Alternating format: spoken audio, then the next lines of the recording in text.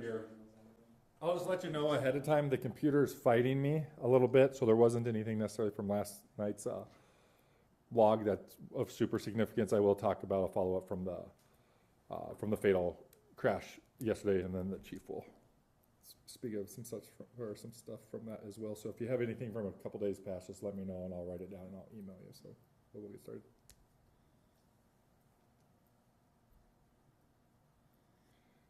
Well, maybe.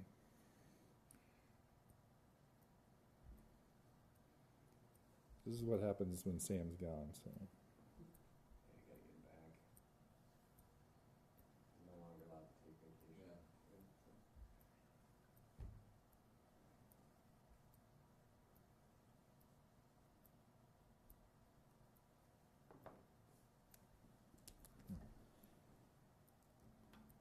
All right, I'm going to assume we're good, and if we're not, we're just going to go through and they can tune in everywhere else. So if you're watching Sam, I apologize. But no, good morning, Lieutenant Andrew Seymour with the Sioux Falls Police Department. I'm covering briefing for Sam, and then Lieutenant Butler also was going this week, and now I've replaced him. So I'm about the D+ option that you've got today. So my apologies. Went through the log last night. Nothing of note from 8 in the morning yesterday on the 12th to about 8 today. However, we did put out a press release yesterday with some limited information, reference a fatal motorcycle accident that had occurred very early on Wednesday morning on June 12th that I'll speak of a little bit more information in regard to that accident. So at about 1 a.m. On June 12th, yesterday on Wednesday, officers got called to the area of East Benson Road and North Sycamore Avenue for a serious traffic accident.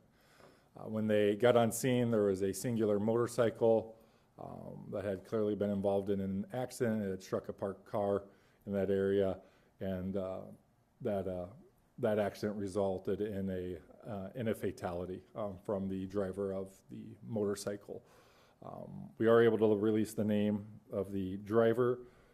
Their first name is, I will spell it for you. I don't want to mispronounce it. First name is Anatoliy.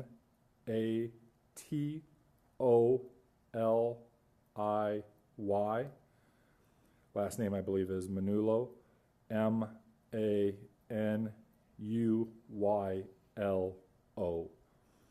And they are a 35-year-old resident of Valley Springs. Preliminary investigation, it should be noted that there were multiple people in this area watching this activity, parked on the side of the road in other vehicles. Preliminary investigation would reveal, based on statements of witness and on the another driver who was actually involved in it, that the vehicles were racing northbound on Sycamore there at extremely significant speeds, multiple witness statements of excess of 100 miles an hour in that location. You've heard me time and time again at these briefings talk about the seriousness of high-speed racing, high-speed driving, and many of these things, and this is why we continue to take enforcement actions in this regard. Like I said, it was a singular vehicle. There was only one injured party, and unfortunately, Mr. Manuylo passed away from his injuries.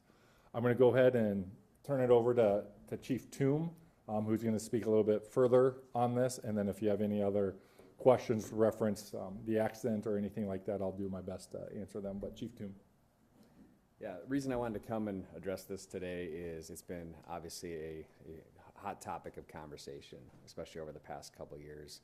The issues of speed, the issues of excessive speed and racing, and wanted to say that, you know, we've been kind of preaching this message for several months now. We've put increased saturations out. We've wrote record number of tickets, focused, concentrated efforts on certain parts of town, and the reality is that this comes down to an individual choice at times too. And loss of life is tragic. This is why we put this effort into it, is we want to deter this type of behavior, because this is a family who's been impacted who will never be the same with the loss of their loved one.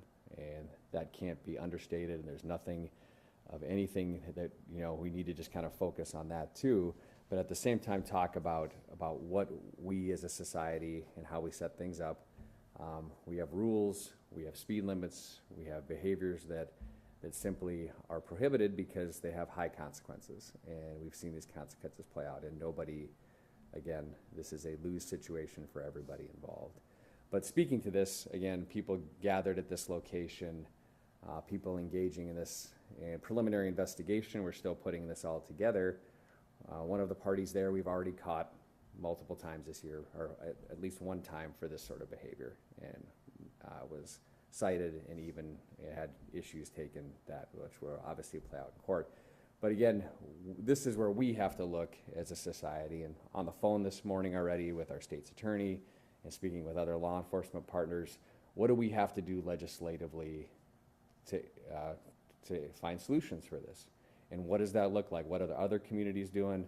I think just a month ago, the mayor and I spoke to news outlets about this very thing, about how we're already starting the conversation about legislation, and really look for the next year within PEER and what we can do internally to say, here's the consequences for this behavior, because we don't want it to reach this point.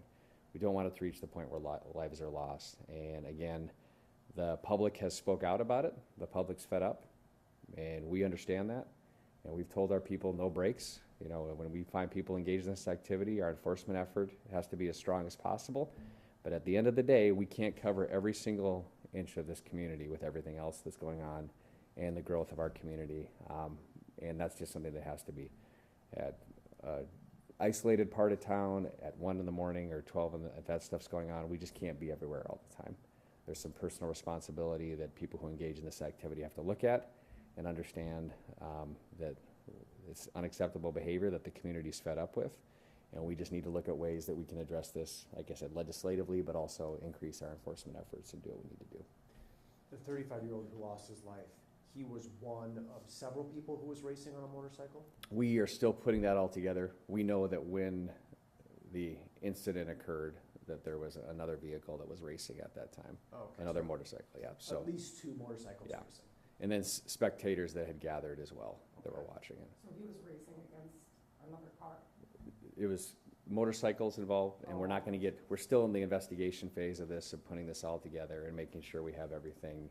So we're not prepared, and we want to make sure that that's done the appropriate way. But we will give you limitedly that the people had gathered in this location or roadway, and people were engaged in racing behavior activity in excess over 100 miles per hour on this roadway.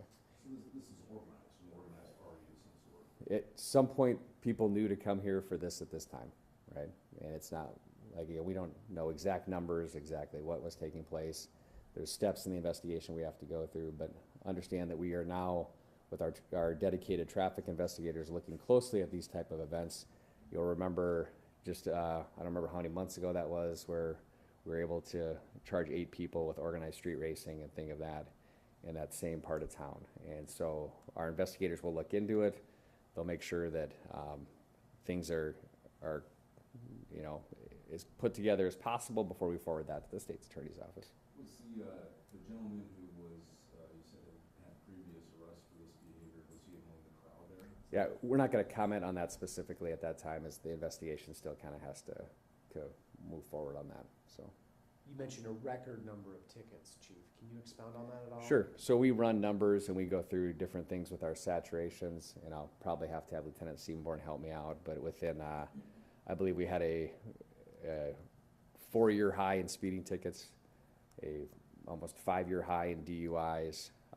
We wrote, in just our saturation efforts alone, we wrote over 300 tickets. We still are handing out, if this comes up too, when people see verbal warnings, well, there's warnings we give too, right? Because we're working on education and enforcement, depending on what's out there. But we've really stepped up our traffic efforts. We're putting tons of efforts into our Operation of Highway Safety grants, that we're putting extra people on the road to do speed enforcement. And so it's just something that we're take seriously, but again, we can't cover the entire city at all times. There's a lot of complaint zones. It's a hot issue, but what it comes back to is behavior, respect for the rules that are established. And I think we all know the difference between going 5 over and 50 over, right? There's a stark contrast between that. Like, Speed limit there is 35, 40, do you know? on that stretch of road, I think it's maybe even 40, 45. I think is what it is. I'd have to look it up, but we're just talking about in general, right?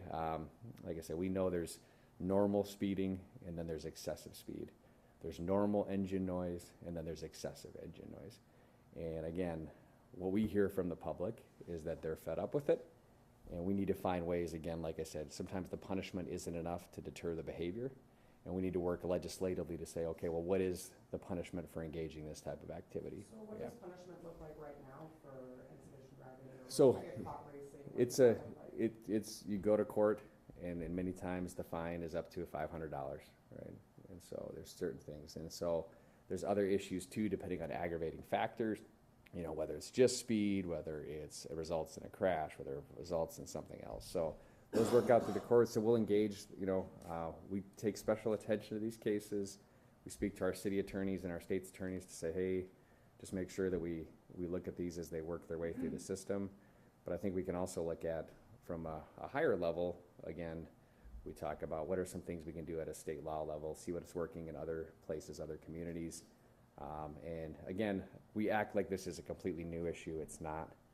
I mean, there's always been a certain measure of speed and racing and car culture that's existed throughout our community and every community in America, right? Yeah, it's just something that's come more and more to the forefront, and I think there's just the availability and people see things, and like I said, I think it's more of a sign how people are just kind of fed up with it.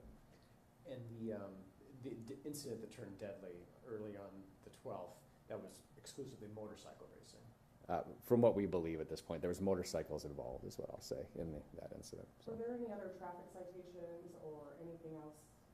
Won't that speak on happened at the scene? any other level of the investigation, as our investigators are still putting that together. It'd be premature to comment on that. They're working on that.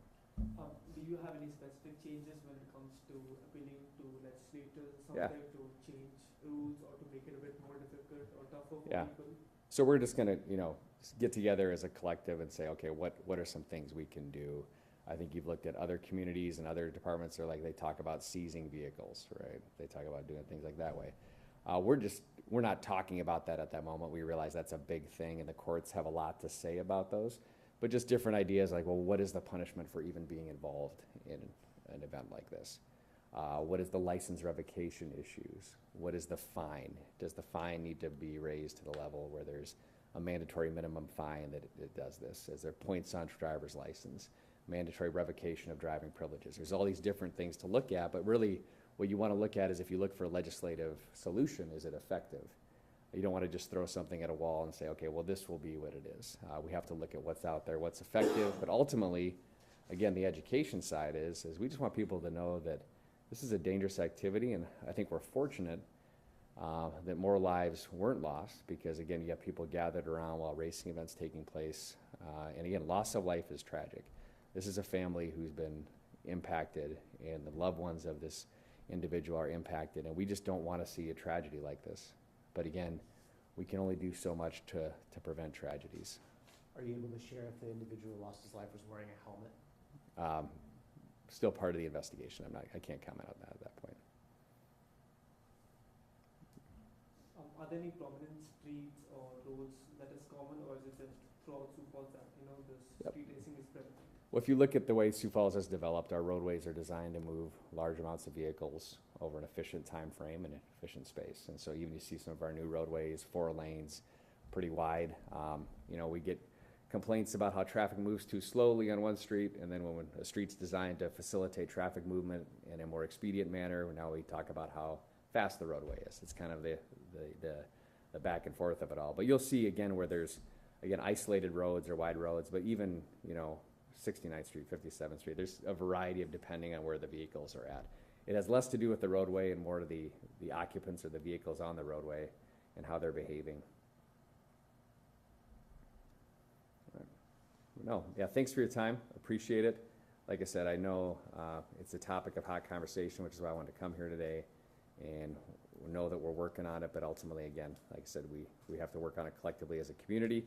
So I go to your young people, right, and especially if you're parents or you have kids and you think that they're engaging in this type of behavior, take some time to talk to them. Friends, peer-to-peer, right?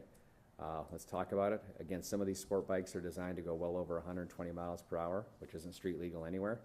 Right, so there's that that urge, that desire, but there are, again, very tragic consequences when things happen. And again, we want to avoid tragedy. We want people to not lose their loved ones. And that's what the sole purpose of this conversation is. That's what the message we want to give is, again, we want to avoid tragedy like this. So. Chief, while we have you, are you able to provide any update on the motive that investigators are able to find about the triple homicide? Sure, that's still under investigation and inappropriate for me to comment on. In fact, we're letting them run with that, work that out, and I'm sure they'll have an update for you in the future.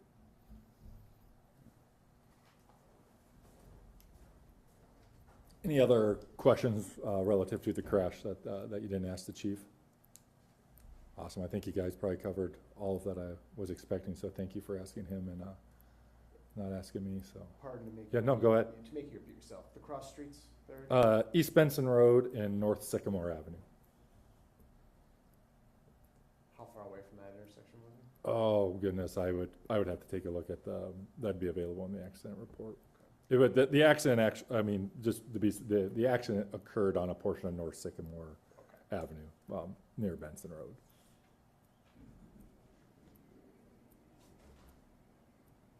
Chief kind of stole my how I was going to close, and I'll just repeat it for the because I think it needs repeating. But we do implore, well, let me first say this actually. Like, we recognize a far majority of people driving some of these sport cars, some of these cool bikes, some of these other bikes are doing it so correctly.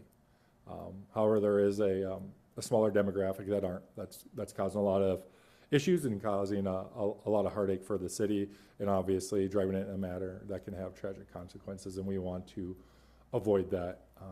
But it is going to hold far more weight if it's the parents, families, and friends of those of you that know that you've got friends who engage in this behavior, that reach out to them for the sake of their own safety and the safety of others around them to drive more responsibly.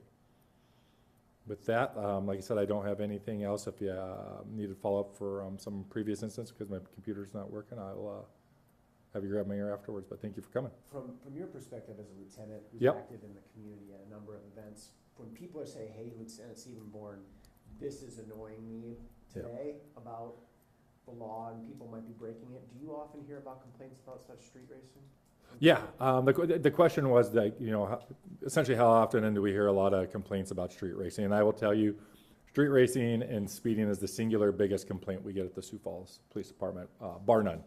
We definitely get other complaints, but like the chief alluded to, we have over 300 different complaint zones for speed, but it is something we hear about, I would tell you quite frankly, nearly every day. And we continually try to address it. We identify these problem areas, we give them attention. We've got these multi-agency, multi-partner saturations that go on. But ultimately, as the chief alluded to, it does come down to a little bit of personal choice in this behavior. So we will continue. This is going to continue to keep us motivated to enforce this. We're certainly not going to take the foot off the proverbial gas pedal on this, and we're gonna be out there. We're gonna be looking for this. We're gonna hold you accountable. We're not cutting breaks, and we're making sure we let the attorneys know, like when it's relevant to these offenses, to not, plead these down. Like there needs to be an accountability piece for the people engaged in this behavior.